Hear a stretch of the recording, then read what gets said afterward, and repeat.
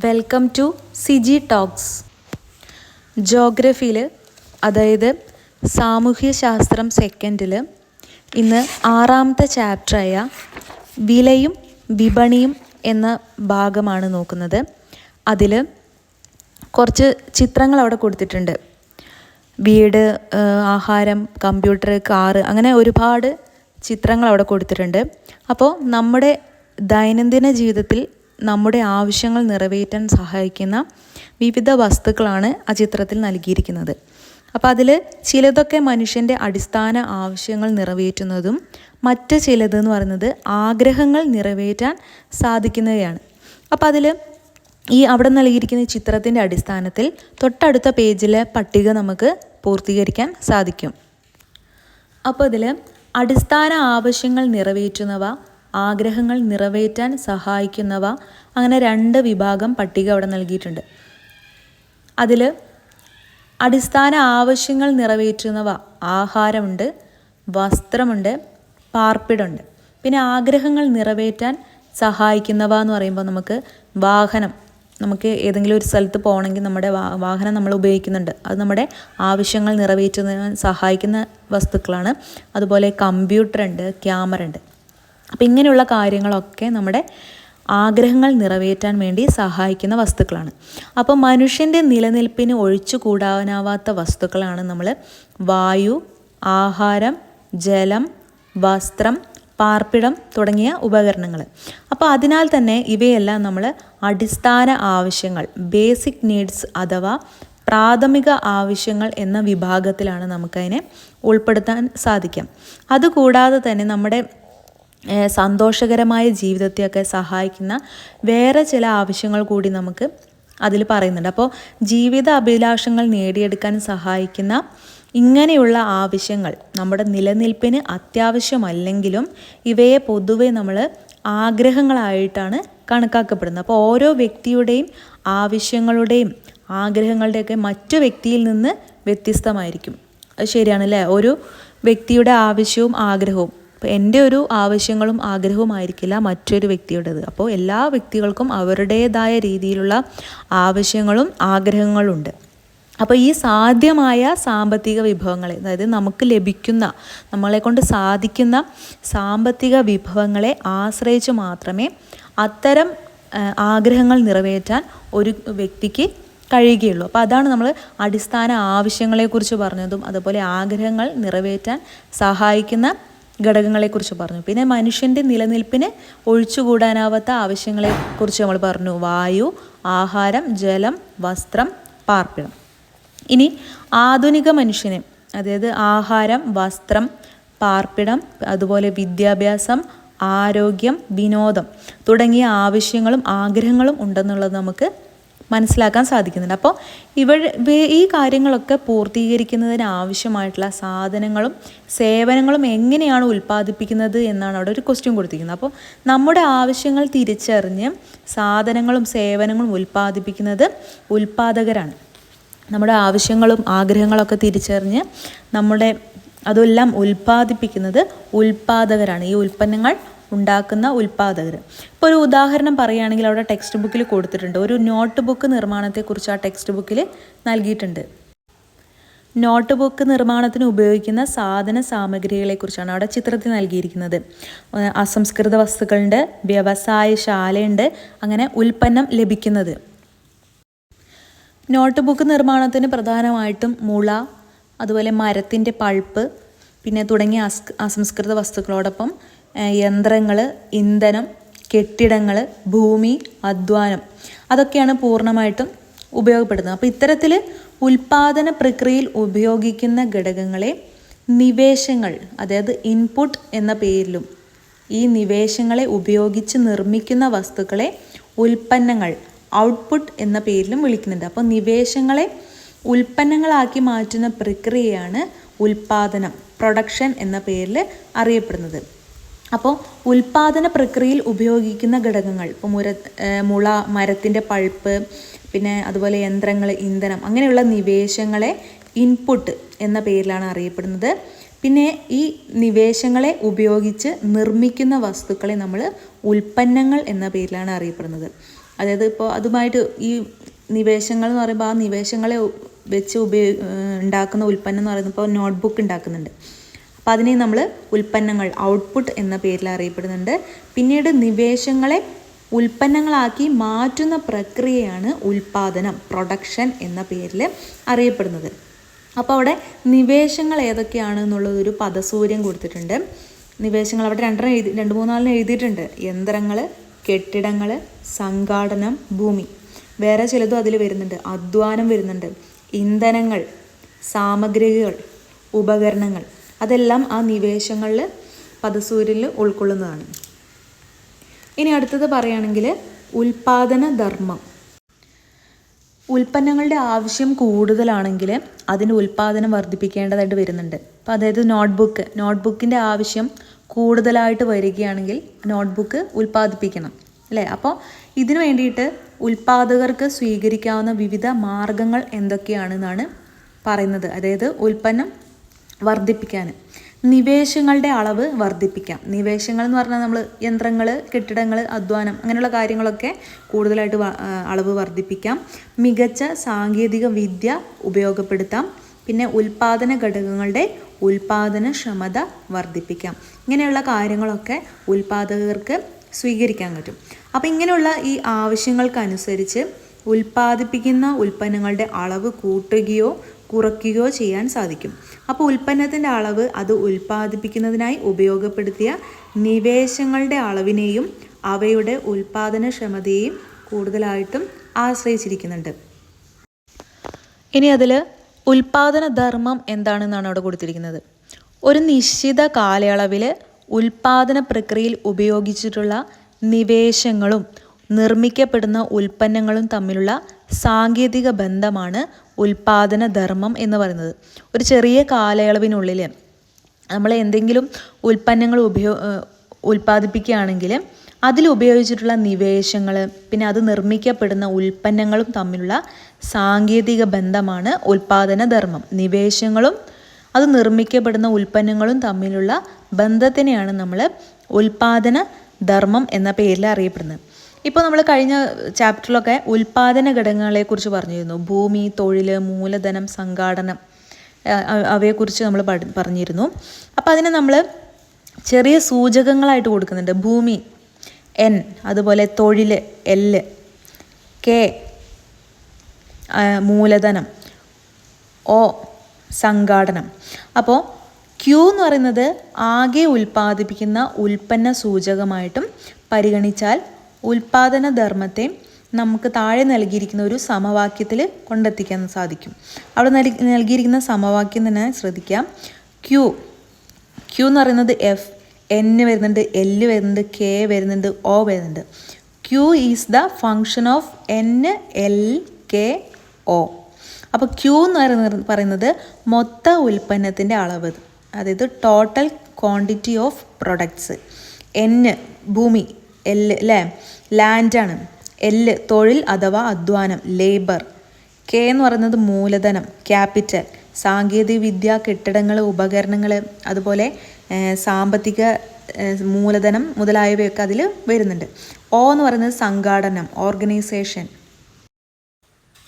ഇനി അതിൽ സ്ഥിര നിവേശങ്ങളും അസ്ഥിര നിവേശങ്ങളും, അതായത് fixed inputs and variable inputs. അപ്പോൾ നിവേശങ്ങൾ വ്യത്യസ്തമായിട്ടുള്ള അളവിൽ ഉപയോഗപ്പെടുത്തിക്കൊണ്ട് ആവശ്യമായ അളവിൽ ഉൽപ്പാദനം നടത്തുവാൻ വേണ്ടി നമുക്ക് സാധിക്കും. അപ്പോൾ അതിൽ ചുരുങ്ങിയ കാലയളവിനുള്ളിൽ എല്ലാ നിവേശങ്ങളുടെയും അളവിൽ പെട്ടെന്ന് തന്നെയൊന്നും മാറ്റം വരുത്താൻ കഴിയില്ല. അപ്പോൾ ഇത്തരത്തിൽ ചുരുങ്ങിയ കാലയളവിനുള്ളിൽ അളവിൽ മാറ്റം വരുത്താൻ കഴിയാത്ത നിവേശങ്ങളെ സ്ഥിര നിവേശങ്ങൾ എന്ന പേരിലാണ് വിളിക്കുന്നത്. സ്ഥിര നിവേശങ്ങൾ ചുരുങ്ങിയ കാലയളവിനുള്ളിൽ അളവിൽ മാറ്റം വരുത്താൻ കഴിയാത്ത നിവേശങ്ങളെ, അതിനെ നമ്മൾ സ്ഥിര നിവേശങ്ങൾ എന്ന പേരിലാണ് അറിയപ്പെടുന്നത്. അപ്പോൾ അതിൽ ഭൂമി, സംഘാടനം അങ്ങനെയുള്ള കാര്യങ്ങളൊക്കെ ഈ സ്ഥിര നിവേശത്തിന് ഉദാഹരണമാണ്. ഇനി അസ്ഥിര നിവേശം എന്ന് പറയുന്നത് ചുരുങ്ങിയ കാലയളവിനുള്ളിൽ തൊഴിൽ, മൂലധനം തുടങ്ങിയ നിവേശങ്ങളുടെ അളവിൽ വ്യത്യാസം വരുത്തിക്കൊണ്ട് ഉൽപ്പാദനം വർദ്ധിപ്പിക്കാൻ സാധിക്കും. അങ്ങനെ അളവിൽ മാറ്റം വരുത്താൻ കഴിയുന്ന നിവേശങ്ങളെയാണ് നമ്മൾ അസ്ഥിര നിവേശങ്ങൾ എന്ന് വിളിക്കുന്നത്. അപ്പോൾ ചുരുങ്ങിയ കാലയളവിനുള്ളിൽ അളവിൽ മാറ്റം വരുത്താൻ കഴിയാത്തതിനെ സ്ഥിര നിവേശങ്ങളെന്നും അതുപോലെ അളവിൽ മാറ്റം വരുത്താൻ കഴിയുന്ന നിവേശങ്ങളെ അസ്ഥിര നിവേശങ്ങൾ എന്ന പേരിലുമാണ് അറിയപ്പെടുന്നത്.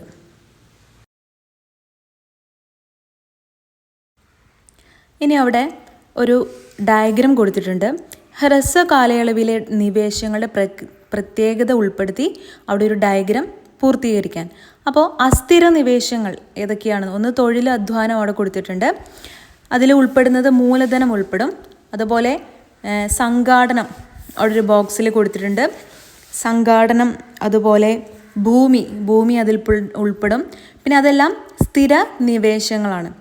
ഇനി അതിൽ ഉപഭോക്താവ്, കൺസപ്ഷൻ ആൻഡ് കൺസ്യൂമർ.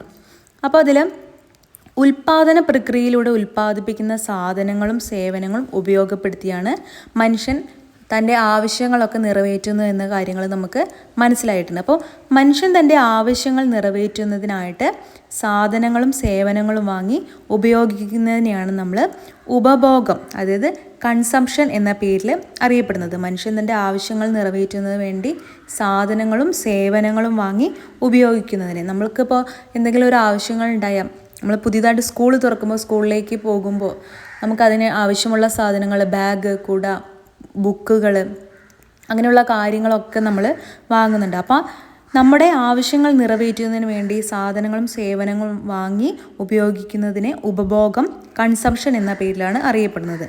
പിന്നെ വില കൊടുത്തോ കൊടുക്കാമെന്ന കരാറിലോ സാധനമോ സേവനമോ വാങ്ങി ഉപയോഗിക്കുന്ന ആളാണ് ഉപഭോക്താവ്, അതായത് കൺസ്യൂമർ. ഇപ്പോൾ എന്തെങ്കിലും ഒരു സാധനം വാങ്ങുകയാണെങ്കിൽ അതിൻ്റെ വില കൊടുത്തിട്ടോ അല്ലെങ്കിൽ അത് വാങ്ങിക്കൊള്ളാം കൊടുക്കാമെന്ന കരാറിലോ അല്ലെങ്കിൽ സാധനമോ സേവനമോ വാങ്ങി ഉപയോഗിക്കുന്ന ആളെയാണ് നമ്മൾ ഉപഭോക്താവ് എന്ന പേരിൽ അറിയപ്പെടുന്നത്. അപ്പോൾ ഉപഭോഗം, ഉപഭോക്താവ്, കൺസപ്ഷൻ, കൺസ്യൂമർ എന്ന് പറയുന്നത് എന്താണ് മനസ്സിലായില്ലേ? ഇനി അതിൽ ഉപഭോഗത്തെ സ്വാധീനിക്കുന്ന കുറച്ച് ഘടകങ്ങളെക്കുറിച്ച് പറയുന്നുണ്ട്. അപ്പോൾ അതിൽ ഒരു വ്യക്തിയുടെ അല്ലെങ്കിൽ കുടുംബത്തിൻ്റെ ആകെ വരുമാനത്തെ നമ്മൾ ഭക്ഷണം, വസ്ത്രം, പാർപ്പിടം, ഗതാഗതം, ആരോഗ്യം, വിദ്യാഭ്യാസം, വിനോദം, അങ്ങനെ തുടങ്ങിയ വിവിധ ആവശ്യങ്ങൾക്കും ആഗ്രഹങ്ങൾക്കുമായിട്ട് എങ്ങനെ വിനിയോഗിക്കുന്നു എന്നതാണ് ഉപഭോഗ രീതി, അതായത് കൺസപ്ഷൻ പാറ്റേൺ എന്ന് പറയുന്നത്. ഉപഭോഗത്തെ സ്വാധീനിക്കുന്ന ഘടകങ്ങൾ. അപ്പം എന്താണ് ഉപഭോഗ രീതി എന്ന് പറയുന്നത്? ഒരു വ്യക്തിയുടെ അല്ലെങ്കിൽ ഒരു കുടുംബത്തിൻ്റെ അതിൻ്റെ ആകെ വരുമാനത്തെ നമ്മൾ ഭക്ഷണം, വസ്ത്രം, പാർപ്പിടം, ഗതാഗതം, ആരോഗ്യം, വിദ്യാഭ്യാസം, വിനോദം തുടങ്ങിയ വിവിധ തരത്തിലുള്ള ആവശ്യങ്ങൾക്കും അതുപോലെ അതിൽ വരുന്ന ആഗ്രഹങ്ങൾക്കുമായി എങ്ങനെ അത് വിനിയോഗിക്കുന്നു എന്നതാണ് ഉപഭോഗ രീതി. അപ്പോൾ അതാണ് ഉപഭോഗത്തെ സ്വാധീനിക്കുന്ന ഘടകങ്ങൾ എന്ന് പറയുന്നത്. അതിന് പ്രധാനമായിട്ടും ഏതെല്ലാം ഘടകങ്ങളാണ് സ്വാധീനിക്കുന്നതാണ് ഇനി പറയാൻ പോകുന്നത്. ഇവിടെ ഉപഭോഗത്തെ സ്വാധീനിക്കുന്ന ഘടകങ്ങൾ കുറച്ച് കൊടുത്തിട്ടുണ്ട്, ഒരു 3 കൊടുത്തിട്ടുണ്ട്. ഉപഭോക്താക്കളുടെ അഭിരുചികളും താല്പര്യങ്ങളും, അതായത് ഓരോ ഉപഭോക്താവിനും ഏതെല്ലാം തരത്തിലുള്ള സാധനങ്ങളാണ് ഇഷ്ടം, അതിൻ്റെ താല്പര്യം എന്താണെന്നുള്ള കാര്യങ്ങൾ. പിന്നെ പാരിസ്ഥിതിക അവബോധം, പരിസ്ഥിതിയുമായി സംബന്ധിച്ച അവബോധങ്ങൾ. പിന്നെ കാലാവസ്ഥ. പിന്നെ വേറെ എന്തെല്ലാം കാര്യങ്ങൾ നമുക്ക് ഉപഭോഗത്തെ സ്വാധീനിക്കുന്ന ഘടകങ്ങളായിട്ട് ഉപയോഗിക്കാൻ പറ്റും? അതിൽ വരുന്നുണ്ട് പരസ്യം വരുന്നുണ്ട്. നമ്മൾക്ക് പരസ്യം കൊടുത്തിട്ട് പരസ്യം കാണിച്ചിട്ടൊക്കെ നമുക്ക് അതിലൂടെ ഓരോ സാധനങ്ങൾ വാങ്ങിക്കാനും അല്ലെങ്കിൽ അവരെ അതിലേക്ക് വാങ്ങാൻ വേണ്ടി പ്രേരിപ്പിക്കാൻ സാധിക്കും. ന്യായവില, ഒരു പ്രൊഡക്റ്റ് കിട്ടിയിട്ടുണ്ടെങ്കിൽ അതിൻ്റെ ന്യായമായ വില. പിന്നെ ശരിയായ അളവും തൂക്കമൊക്കെ കൃത്യമായ രീതിയിൽ കൊടുക്കുന്നത്. പിന്നെ ഗുണമേന്മയും വിശ്വാസ്യതയും, നമ്മളൊരു പ്രൊഡക്റ്റ് നൽകുമ്പോൾ അത് നല്ല ഗുണമേന്മയുള്ളതും നല്ല വിശ്വസിക്കാൻ പറ്റുന്ന രീതിയിൽ വേണം. കാരണം പിന്നീട് അവർക്ക് അത് വാങ്ങണമെങ്കിൽ അവർക്ക് ആദ്യം കിട്ടുന്ന പ്രൊഡക്റ്റിൽ ഒരു വിശ്വാസം ഉണ്ടാവണം. പിന്നെ ആകർഷണീയത, കുറച്ചും കൂടെ എല്ലാവരെയും ആകർഷിക്കുന്ന തരത്തിലുള്ളതാണെങ്കിൽ പെട്ടെന്ന് സാധനങ്ങൾ വിറ്റുപോകും. പിന്നെ ഈട് നിൽക്കുന്നവ, നമ്മൾ കൊടുക്കുന്ന പൈസയ്ക്ക് അനുസൃതമായിട്ടുള്ള മൂല്യം എല്ലാ വസ്തുക്കളും ഉണ്ടെങ്കിൽ, കുറച്ചും കൂടി ഈട് നിൽക്കുന്ന വസ്തുക്കളാണെങ്കിൽ കുറച്ച് നാളും കൂടി നിൽക്കും. അപ്പോൾ അതിൽ ഉപഭോഗത്തെ സ്വാധീനിക്കുന്ന ഘടകങ്ങൾ ഏതൊക്കെയാണെന്ന് പറയാം. ഉപഭോക്താക്കളുടെ അഭിരുചികളും താല്പര്യങ്ങളും, പാരിസ്ഥിതിക അവബോധം, കാലാവസ്ഥ, പരസ്യം, ന്യായവില, ശരിയായ അളവും തൂക്കവും, ഗുണമേന്മയും വിശ്വാസ്യതയും, ആകർഷണീയത, ഈട് നിൽക്കുന്നവ. അത്രയും കാര്യങ്ങളാണ് ഉപഭോഗത്തെ സ്വാധീനിക്കുന്ന ഘടകങ്ങൾ. ഇത് ഇമ്പോർട്ടൻ്റ് ആണ്, എക്സാമിന് ചോദിക്കുന്ന കാര്യങ്ങളാണ്, അപ്പോൾ പഠിച്ചേക്കാം. ഇനി അതിൽ പ്രധാനമായിട്ട് പറയുന്നത് അടുത്തത് സുസ്ഥിര ഉപഭോഗം, സസ്റ്റൈനബിൾ കൺസംഷൻ. എന്താണ് സുസ്ഥിര ഉപഭോഗം എന്നാണ് പറയുന്നത്. അതായത് ഒരു പാരിസ്ഥിതിക ആഘാതം കുറയ്ക്കുന്ന രീതിയിലുള്ള സാധനങ്ങളുടെയും സേവനങ്ങളുടെയും ഉപഭോഗമാണ് സുസ്ഥിര ഉപഭോഗം എന്ന് പറയുന്നത്. പരിസ്ഥിതിക്ക് കോട്ടം വരുത്താത്ത രീതിയിലുള്ള സാധനങ്ങളുടെയും സേവനങ്ങളും ഉപയോഗിക്കുന്ന രീതി, അതിനെയാണ് നമ്മൾ സുസ്ഥിര ഉപഭോഗം എന്ന് പറയുന്നത്. അപ്പോൾ നമ്മുടെ മറ്റുള്ള തലമുറ, നമ്മുടെ ഭാവി തലമുറയ്ക്ക് വേണ്ടി കരുതി വെച്ചുകൊണ്ടുള്ള വിഭവങ്ങളുടെ ഉപയോഗ പുനരുപയോഗ ക്രമമാണ് സുസ്ഥിര ഉപഭോഗത്തിലൂടെ പ്രധാനമായിട്ടും ലക്ഷ്യമിടുന്നത്. അപ്പോൾ ഭാവി തലമുറയ്ക്ക് വേണ്ടി അവർക്കും കിട്ടുന്ന രീതിയിൽ അവർക്കും കരുതി വെച്ചിട്ട് വേണം ഇങ്ങനെയുള്ള പുനരുപയോഗം ഒക്കെ ഈ സുസ്ഥിര ഉപഭോഗത്തിലൂടെ നടത്താൻ സാധിക്കുക. അപ്പോൾ ഈ സുസ്ഥിര ഉപഭോഗം എന്ന ആശയം സുസ്ഥിര ഉൽപ്പാദനവും അതുപോലെ സുസ്ഥിര വികസനവുമായി ബന്ധപ്പെട്ട് നിരവധി പൊതു സവിശേഷതകളൊക്കെ പറയുന്നുണ്ട്. അപ്പോൾ അതിൽ ഐക്യരാഷ്ട്രസഭയുടെ സുസ്ഥിര വികസന ലക്ഷ്യങ്ങളിൽ 12ാമത്തേത് സുസ്ഥിര ഉപഭോഗവും അതുപോലെ സുസ്ഥിര ഉൽപ്പാദന രീതിയും ഉറപ്പാക്കേണ്ടതിൻ്റെ ആവശ്യകതയെക്കുറിച്ചാണ് കൂടുതലായിട്ടും ചൂണ്ടിക്കാട്ടുന്നത്. അപ്പോൾ ഇത് നിലവിലുള്ള തലമുറയുടെയും അതുപോലെ ഭാവി തലമുറയുടെയൊക്കെ ഉപജീവന മാർഗം നിലനിർത്തുന്നതിനുള്ള പ്രധാനപ്പെട്ട താക്കോലാണ്. അവിടെ മഹാത്മാഗാന്ധി സുസ്ഥിര ഉപഭോഗത്തിനെ കുറിച്ചൊരു വാക്ക് പറഞ്ഞിട്ടുണ്ട്. എല്ലാവരുടെയും ആവശ്യങ്ങൾ നിർവഹിക്കാനുള്ള വിഭവങ്ങൾ ഭൂമിയിലുണ്ട്, എന്നാൽ ഒരാളുടെ പോലും അത്യാർത്തി പരിഹരിക്കാൻ അത് തികയുകയുമില്ല. ശരിയാണല്ലേ, എല്ലാവരുടെയും ആവശ്യങ്ങൾ നിർവഹിക്കാനുള്ള വിഭവങ്ങൾ നമ്മുടെ ഭൂമിയിലുണ്ട്, പക്ഷേ എന്നാലും ഒരാളുടെ പോലും അത്യാർത്തി പരിഹരിക്കാൻ അത് തികയുന്നില്ല എന്നാണ് അദ്ദേഹം പറഞ്ഞത്. ഇനി അതിൽ സുസ്ഥിര ഉൽപ്പാദനത്തിനെ കുറിച്ച് പറയുന്നുണ്ട്, സസ്റ്റൈനബിൾ പ്രൊഡക്ഷൻ എന്ന് പറയുന്നത്. അതിൽ പ്രധാനപ്പെട്ട ലക്ഷ്യങ്ങളും പറയുന്നുണ്ട്. അതായത് പ്രകൃതി വിഭവങ്ങളുടെയും അസംസ്കൃത വസ്തുക്കളുടെയൊക്കെ ചൂഷണവും പിന്നെ അത് ദുരുപയോഗം ചെയ്യാം, അങ്ങനെയുള്ളതൊക്കെ പരമാവധി കുറച്ചുകൊണ്ട് സാധനങ്ങളും സേവനങ്ങളും ഉൽപ്പാദിപ്പിക്കുക എന്നതാണ് സുസ്ഥിര ഉൽപ്പാദനത്തിൻ്റെ പ്രധാനപ്പെട്ട ലക്ഷ്യം എന്ന് പറയുന്നത്. അതായത് പ്രകൃതി വിഭവങ്ങളുടെയും അസംസ്കൃത വസ്തുക്കളുടെയും ചൂഷണവും ദുരുപയോഗവും പരമാവധി കുറച്ചുകൊണ്ട് സാധനങ്ങളും സേവനങ്ങളും ഉൽപ്പാദിപ്പിക്കുക എന്നതാണ് സുസ്ഥിര വികസനത്തിൻ്റെ പ്രധാന ലക്ഷ്യം.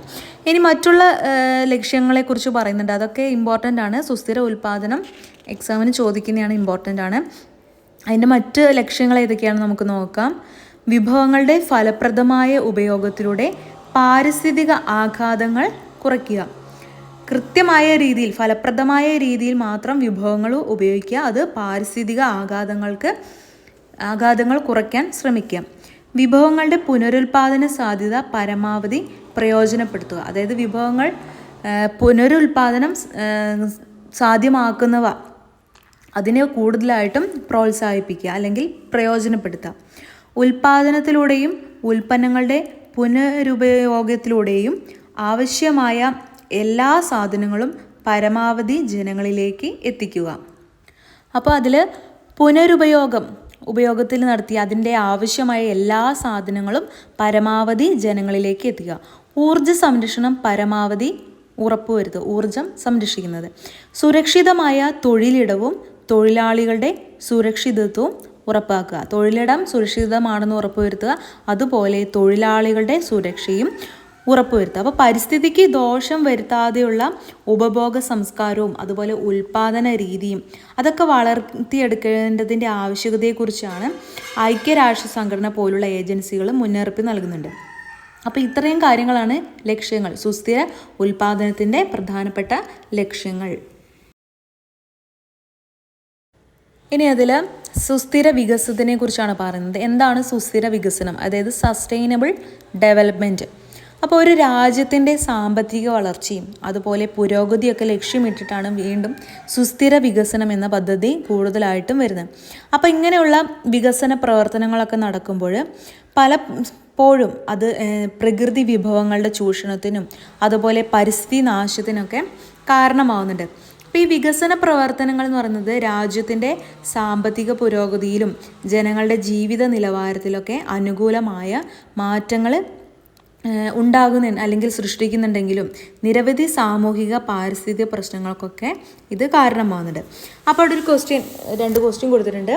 വികസന പ്രവർത്തനങ്ങളുടെ ഭാഗമായി നിങ്ങളുടെ ചുറ്റുപാടും എന്തെല്ലാം മാറ്റങ്ങളാണ് നടക്കുന്നതെന്ന് കണ്ടെത്തി നോക്കാൻ. അപ്പോൾ എന്തെല്ലാമാണെന്ന് കണ്ടെത്താം. കെട്ടിടങ്ങൾ, റോഡുകൾ തുടങ്ങിയ വിവിധ നിർമ്മാണ പ്രവർത്തനങ്ങൾക്കായി പാറകളും കുന്നുകളും നിരപ്പാക്കുന്നു. വേറെ പോയിന്റ് നമുക്ക് പറയുകയാണെങ്കിൽ വയലുകൾ നികത്തുന്നുണ്ട്. വയലുകൾ നികത്തി അവിടെ കെട്ടിടങ്ങൾ ഉണ്ടാകുന്നുണ്ട്.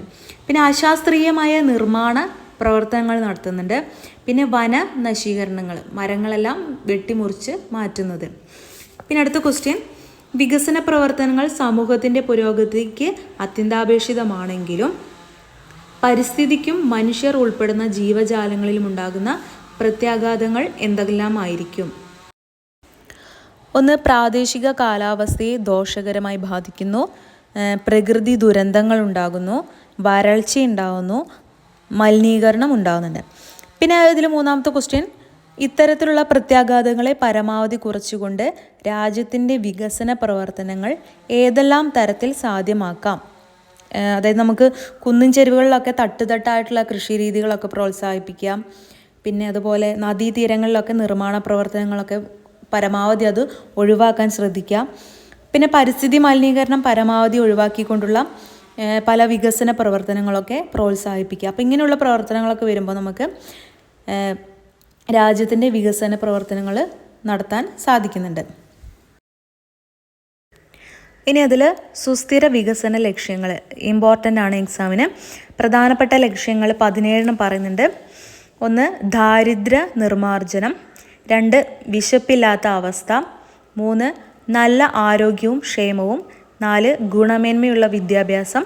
5, ലിംഗസമത്വം. 6, ശുദ്ധമായ വെള്ളവും പൊതു ശുചിത്വവും. 7, താങ്ങാനാവുന്നതും ശുദ്ധവുമായ ഊർജം. 8, മാന്യമായ തൊഴിലും സാമ്പത്തിക വളർച്ചയും. 9, വ്യവസായം, നവീകരണം, അടിസ്ഥാന സൗകര്യങ്ങൾ. 10, അസമത്വം ലഘൂകരിക്കൽ. 11, സുസ്ഥിര നഗരങ്ങളും സമൂഹങ്ങളും. 12, ഉത്തരവാദിത്വ ഉപഭോഗവും ഉൽപ്പാദനവും. 13, കാലാവസ്ഥാ പ്രവർത്തനം. 14, ജലത്തിനടിയിലെ ജീവൻ. 15, കരയിലെ ജീവൻ. 16, സമാധാനം, നീതി, ശക്തമായ നിയമ സ്ഥാപനങ്ങൾ. 17, ലക്ഷ്യങ്ങൾ കൈവരിക്കാനുള്ള പങ്കാളിത്തം. അപ്പോൾ ഇത്രയും കാര്യങ്ങൾ പഠിച്ചു വെക്കുക. ഇതാണ് സുസ്ഥിര വികസന ലക്ഷ്യങ്ങൾ എന്ന് പറയുന്നത്. അപ്പോൾ നമുക്ക് വേണ്ടതെന്ന് പറയുന്നത് പരിസ്ഥിതിക്കും അതുപോലെ അതിൽ വസിക്കുന്ന ഓരോ ജീവജാലങ്ങൾക്കും അതിന് ആഘാതമേൽക്കാത്ത ഒരു വികസന രീതിയാണ് നമുക്ക് പ്രധാനമായിട്ട് വേണ്ടത്. അപ്പോൾ അങ്ങനെയുള്ള വികസനത്തിൻ്റെ കാഴ്ചപ്പാടാണ് സുസ്ഥിര വികസനം പ്രധാനമായിട്ടും മുന്നോട്ട് വയ്ക്കുന്ന പ്രധാനപ്പെട്ട ലക്ഷ്യം എന്ന് പറയുന്നത്. അപ്പോൾ വിഭവങ്ങളുടെ ചൂഷണം നിയന്ത്രിച്ചും പിന്നെ പരിസ്ഥിതിക ആഘാതങ്ങൾ കുറച്ചും അത് കൈവരിക്കുന്ന വികസനത്തെയാണ് നമ്മൾ സുസ്ഥിര വികസനം, സസ്റ്റൈനബിൾ ഡെവലപ്മെൻറ്റ് എന്ന പേരിൽ പ്രധാനമായിട്ടും അറിയപ്പെടുന്നത്. ഇനി അതിൽ ഉൽപ്പാദകരും ഉപഭോക്താക്കളും തമ്മിലുള്ള ബന്ധം അവിടെ ചിത്രം നൽകിയിട്ടുണ്ട് അല്ലേ. ഉൽപ്പാദകർ, ഉപഭോക്താക്കൾ, ആരോമാർക്ക് അങ്ങോട്ടും ഇങ്ങോട്ടൊക്കെ ഇട്ടിട്ടുണ്ട്. സാധനങ്ങൾ, സേവനങ്ങൾ, ഉൽപ്പന്ന മൂല്യം, വേതനം, തൊഴിൽ പ്രദാനം, അങ്ങനെയുള്ള കാര്യങ്ങളൊക്കെയാണ് അവിടെ നൽകിയിരിക്കുന്നത്. ചിത്രം വരച്ച് പഠിക്കുക, അത് ഇമ്പോർട്ടൻ്റ് ആണ്. അതിന് വിശദീകരണമാണ് ഇനി പറയാൻ പോകുന്നത്. അപ്പോൾ അതിൽ ഉപഭോക്താക്കളെ കണ്ടല്ലോ. അപ്പോൾ ഉപഭോക്താക്കൾ എന്ന് പറയുന്നത് അവരുടെ ആവശ്യങ്ങൾ നിറവേറ്റുന്നതിനായിട്ട് ഉൽപ്പാദകരെയും അതുപോലെ ഉൽപ്പാദകർ തങ്ങളുടെ ആവശ്യങ്ങൾ നിറവേറ്റുന്നതിന് വേണ്ടിയിട്ട് ഉപഭോക്താക്കളെയാണ് ആശ്രയിക്കുന്നത്. ആ രണ്ട് ആരോമാർക്ക് അങ്ങോട്ടും ഇങ്ങോട്ടും കണ്ടില്ലേ. അപ്പോൾ ഉപഭോക്താക്കൾ അവരുടെ ആവശ്യങ്ങൾ നിറവേറ്റുന്നതിന് വേണ്ടി ഉൽപ്പാദകരെയും ഉൽപ്പാദകർ അവരുടെ ആവശ്യങ്ങൾ നിറവേറ്റുന്നതിന് വേണ്ടി ഉപഭോക്താക്കളെയും ആശ്രയിക്കുന്നു. ഉൽപ്പാദകർ ഉപഭോക്താക്കളുടെ ആവശ്യങ്ങൾക്കനുസരിച്ച് സാധനങ്ങളും സേവനങ്ങളും ഉൽപ്പാദിച്ച് ഉപഭോക്താക്കളിൽ എത്തിക്കുന്നുണ്ട്. അപ്പോൾ ഉൽപ്പാദകർ എന്ത് ചെയ്യുന്നു? ഉപഭോക്താക്കളുടെ ആവശ്യങ്ങൾക്കനുസരിച്ച് സാധനങ്ങളും സേവനങ്ങളും ഉൽപ്പാദിപ്പിച്ച് അത് ഉപഭോക്താക്കളിലേക്ക് എത്തിക്കുന്നു. ഉപഭോക്താക്കൾ ഉൽപ്പന്ന മൂല്യം, അതായത് വില നൽകി ഉൽപ്പന്നം വാങ്ങുന്നു. പിന്നെ ഉൽപ്പാദന പ്രക്രിയയിലെ തൊഴിൽ വിഭാഗം കൂടിയായ ഉപഭോക്താക്കൾ ഉൽപാദന പ്രക്രിയയ്ക്ക് ആവശ്യമായ തൊഴിൽ അല്ലെങ്കിൽ അധ്വാനം അത് പ്രദാനം ചെയ്യുമ്പോൾ ഉൽപാദകർ പ്രതിഫലമായിട്ട് ഉപഭോക്താക്കൾക്ക് വേതനം അല്ലെങ്കിൽ കൂലി നൽകുകയും ചെയ്യുന്നുണ്ട്. അപ്പോൾ ഇത്തരത്തിലാണ് ഉൽപാദകരും ഉപഭോക്താക്കളും തമ്മിലുള്ള പരസ്പര ബന്ധം സാധ്യമാക്കുന്നത്. അത് കൂടുതലും സാധ്യമാക്കുന്നത് വിപണി വഴിയാണ്. വിപണിയിലൂടെ സാധനങ്ങൾ വിൽക്കുകയും വാങ്ങുകയും ചെയ്യുന്നത് വഴി. അപ്പോൾ ഇത്രയും കാര്യങ്ങളാണ് ഈ ക്ലാസ്സിൽ ഇന്ന് എടുക്കുന്നത്. അപ്പോൾ വിലയും വിപണിയും എന്ന ചാപ്റ്ററിൽ നമ്മൾ ആദ്യം നോക്കിയത് ഉൽപാദന ധർമ്മം ഏതൊക്കെയാണ് ഉൽപാദന ധർമ്മം എന്ന് പറഞ്ഞു. പിന്നെ അതിൽ സ്ഥിര നിവേശങ്ങളെക്കുറിച്ചും അസ്ഥിര നിവേശങ്ങളെക്കുറിച്ച് പറഞ്ഞു. പിന്നെ ഉപഭോക്താവ്, ഉപഭോഗത്തെ സ്വാധീനിക്കുന്ന ഘടകങ്ങൾ, പിന്നെ സുസ്ഥിര ഉപഭോഗം, സുസ്ഥിര ഉൽപാദനം, പിന്നെ സുസ്ഥിര വികസന ലക്ഷ്യങ്ങൾ, പ്രധാനപ്പെട്ട 17 ലക്ഷ്യങ്ങളുണ്ട് എന്ന് പറഞ്ഞിരുന്നു. പിന്നെ അതിൽ ഉൽപാദകരും ഉപഭോക്താക്കളും തമ്മിലുള്ള ബന്ധം അത് നമ്മൾ അതിനെക്കുറിച്ച് പറഞ്ഞു. അപ്പോൾ ഇത്രയും കാര്യങ്ങളാണ് ഈ പാർട്ട് 1 അടുത്ത ഭാഗം പാർട്ട് 2 ഉണ്ടാവും.